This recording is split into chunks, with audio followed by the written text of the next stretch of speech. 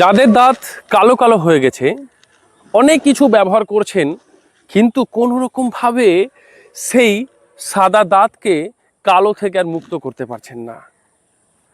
এর মধ্যে অনেকে কমেন্ট করেছেন, তার মধ্যে এই কমেন্টটা এসছে যে স্যার, কালো দাঁতে একদম কালো স্পট পড়ে রয়েছে, কিভাবে মানে এর থেকে আমরা মুক্তি পাবো এবং দাঁত থেকে রক্ত বেরাচ্ছে। তো দেখুন, মাত্র 5 মিনিটের মধ্যে কালো দাঁত একদম ঝকঝকে সাদা হয়ে যাবে, মানে একদম চকচক করবে, একদম দুধের মতো করে। হয়তো আপনারা ভেবে অবাক হচ্ছেন, স্যার 5 মিনিটে একদম চকচক করবে? বলছে হ্যাঁ, অবশ্যই চকচক করবে। আর সেই ওষুধ আপনার বাড়িতেই আছে, বাইরে কিনতে হবে না ভাই। আমার যতগুলো রেমেডি সবগুলো তো বাড়ি হোম রেমেডি। যেমন আমি বারবার করে একটা কথা বলি যে রান্নাঘর হচ্ছে আমাদের সবচেয়ে বড় ঔষধালয়। আমাদের ঋষিমুনিরা যারা ছিলেন, তারা এতটাই রিসার্চ করে গেছেন যে আমাদের বাইরে থেকে কোনো কিছু কিনতে হবে না, আমাদের বাড়িতেই সমস্ত ওষুধ রয়েছে। শুধুমাত্র জানার অভাবের জন্য আমরা এদিক থেকে ওদিক ছোটাছুটি করছি। আমি অনেক সময় ফেসবুকে এবং ইউটিউবে ভিডিও দেখতে পাই যে কালো দাঁতের স্পট পড়ে আছে, অনেকে আবার গেছে আবার ক্লিনিং করাতে ডেন্টিস্টের কাছে, দাঁতের সেই ডক্টরের কাছে গেছেন, গিয়ে পরিষ্কার করানোর জন্য আবার টাকা পয়সা দিয়ে ঢেলে চলে আসছেন। সেই আজ থেকে আর সেই টাকা পয়সা আর ঢালতে হবে না এবং ডেন্টিস্টের কাছে আর যেতেও হবে না। 5 মিনিটের মধ্যেই বাড়িতে কিন্তু আপনি একদম পরিষ্কার করে নিতে পারবেন। দেখুন, প্রত্যেকে বাড়িতে কিন্তু সেই কাগজি লেবু কিন্তু রয়েছে। কেউ ডালে দিয়ে খেতে ভালোবাসেন এবং এবং সেই কাগজি লেবুকে অনেকজন আবার আচার হিসাবেও কিন্তু অনেকে ব্যবহার করেন। যাই হোক, যেটা বলতে চাইছি যে প্রত্যেক বাড়িতে কিন্তু কাগজি লেবুটা রয়েছে। আমরা সাধারণত কি করি, সেই কাগজি লেবু যখন আমরা ওই রস ডালের মধ্যে দিয়ে, খেতে তো খুব সুস্বাদু, আমরা কিন্তু খাই, খেয়ে নিয়ে আমরা কি করি, ফেলে দিই। ফেলবেন না, দয়া করে ফেলবেন না। আয়ুর্বেদে এক একটা জিনিস মূল্যবান, সেটাকে ব্যবহার করে নেবেন, তবুও আবার ব্যবহার করতে পারবেন। সেই বিষয়ে আমরা ধীরে ধীরে কিন্তু আসবো। তো এই রসটা কিন্তু আপনি লেবু থেকে এভাবে করে ডালে দিয়ে দিলেন, দিয়ে তারপর ওটা রেখে দিবেন। যখন আপনার খাওয়া দাওয়া কমপ্লিট হয়ে যাবে, তো ওর মধ্যে আপনি ওই লেবুটা নেবেন, লেবু নিয়ে ওই কালো লবণ, ঠিক আছে, কালো ব্ল্যাক সল্ট, কালো লবণ নিয়ে ওই সাদা অংশের উপর দিবেন, দিয়ে দাঁতের একদম চারি সাইডে কিন্তু ঘুষবেন, এদিকে ঘুষবেন, এদিকে ঘুষবেন, এদিকে ঘুষবেন, ঘুষবেন, ওপর নিচ যত আছে একদম চকচক চকচক 5 মিনিট পর্যন্ত ঘুষবেন।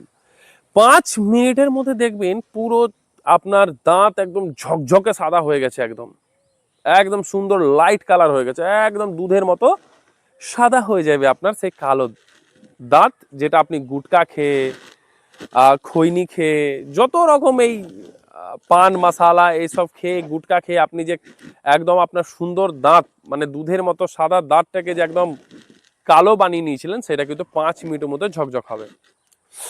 তো আয়ুর্বেদ কত চমৎকার, এই বিষয়টাকে আপনাদেরকে তুলে ধরি, কিরকম ভাবে ভালো করে বুঝবেন। দেখুন, আমরা যেমন ওই যে কয়েকদিন আগে আমি বলেছিলাম যে এই যে আমরা আম খাচ্ছি, এখন তো আমের সিজন, আম খাচ্ছি, এবং আমের গুটলিটা মানে যেটা আঁঠি বলে, ওটাও কিন্তু খুব মূল্যবান, কিন্তু আমরা কি করি, ফেলে দিই। ফেলবেন না, ওটা শুকিয়ে রাখুন, আমি নেক্সট সময় ভিডিও আনবো। যেমন হচ্ছে জাম, আমরা জাম খাচ্ছি, কিন্তু সেই বিচিটাকে আমরা ফেলে দিই, কিন্তু ফেলবেন না, ওটাকে গুছিয়ে রাখুন, আমি নেক্সট সময় কিন্তু আপনাদেরকে আবার সেটা তুলে ধরবো। তো আয়ুর্বেদ এতটা চমৎকার, প্রত্যেকটা কিছুর মধ্যে একদম চমৎকার রয়েছে। আপনি অবশিষ্ট অংশ, যেমন কলা, কলা আপনি খাচ্ছেন, কলার কিন্তু খোসাটাকে ফেলে দিচ্ছেন, ফেলবেন না। যাদের সোরাইসিস হয়েছে, সেটা যাদের চর্মরোগ আছে, যাদের চামড়া দাগ আছে, ওই কলাটাকে না, ওই যে আপনি যে খোসাটা, ওটা ঘুষুন না, ভালো হবে। তো প্রত্যেকটা কিন্তু দারুণ কিন্তু কাজের, কিন্তু আমরা কি করি, আমরা জানি না বলে ফেলে দিচ্ছি।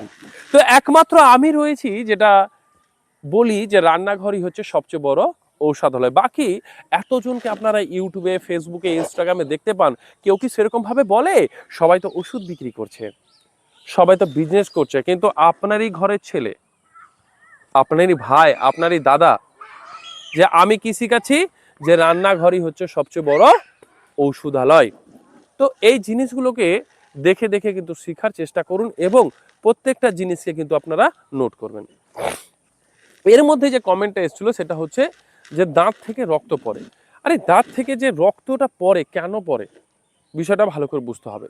দুটো কারণে দাঁতের কন্ডিশনটা কিন্তু খারাপ হয়। এক, আপনি খাবার খেয়েছেন, দাঁতের গোড়ার মধ্যে যদি খাবার ঢুকে থাকে, তাহলে কিন্তু কি হবে, যে ওখান থেকে যে খাবারটা পৌঁছবে, পৌঁছে তখন মুখটা গন্ধ করবে, তখন থেকে সেখান থেকে রক্তটা বেরাবে, মানে ইনফেকশন টাইপের হয়ে যাবে। আর একটা হয় পেটের কারণের জন্য, যখন পেট অসুস্থ থাকবে তখন কিন্তু এই দাঁত থেকে, মাড়ি থেকে কিন্তু রক্ত বেরাবে। আপনারা কি করেন, ওই দাঁতের ওপর অংশটাকে কিন্তু ভালো করার চেষ্টা করেন, কিন্তু পেটকে ভালো করুন, দেখুন অটোমেটিক আপনার দাঁত থেকে যে রক্ত বেরাচ্ছিল সেটা কিন্তু ভালো হয়ে যাবে। তার সাথে সাথে একটা কাজ করবেন, যে মাড়ি ফুলে গেছে বা রক্ত বেরাচ্ছে, যে প্রত্যেকের বাড়িতে দেখুন অ্যালোভেরা কিন্তু রয়েছে, সেই অ্যালোভেরাটাকে ছোট্ট করে পাতাটা কাটবেন, কেটে ওই সবুজ অংশটাকে সরিয়ে দিবেন, জেলিটা নেবেন, এই দাঁতের মধ্যে আপনারা দিনে 3 থেকে 4 বার ইউজ করবেন, 20 মিনিট করে রাখবেন। দেখবেন একদিনের মধ্যেই আপনার ব্যথা এবং রক্ত পড়া কিন্তু টোটালি বন্ধ হয়ে গেছে। তাহলে আমাদেরকে সেই মানে পদ্ধতিগুলো জানতে হবে, শিখতে হবে, সেটা শেখানোর জন্য কিন্তু আমি রয়েছি। এবং যে যে গাছ, মানে যে যে প্ল্যান্ট একদম মেডিসিন প্ল্যান্ট, সেগুলোকে একদম বাড়িতে লাগান, যাতে বাইরে থেকে ওষুধ কেনার কোনো প্রয়োজনই না হয়। তো ভালো থাকবেন এবং রেমেডিগুলোকে ব্যবহার করুন এবং ভিডিওগুলোকে বেশি বেশি করে শেয়ার করুন, যাতে সকলেই বাঁচতে পারে এবং সকলকে বাঁচার সুবিধাও আপনারা করে দিবেন। আশা করি আপনারা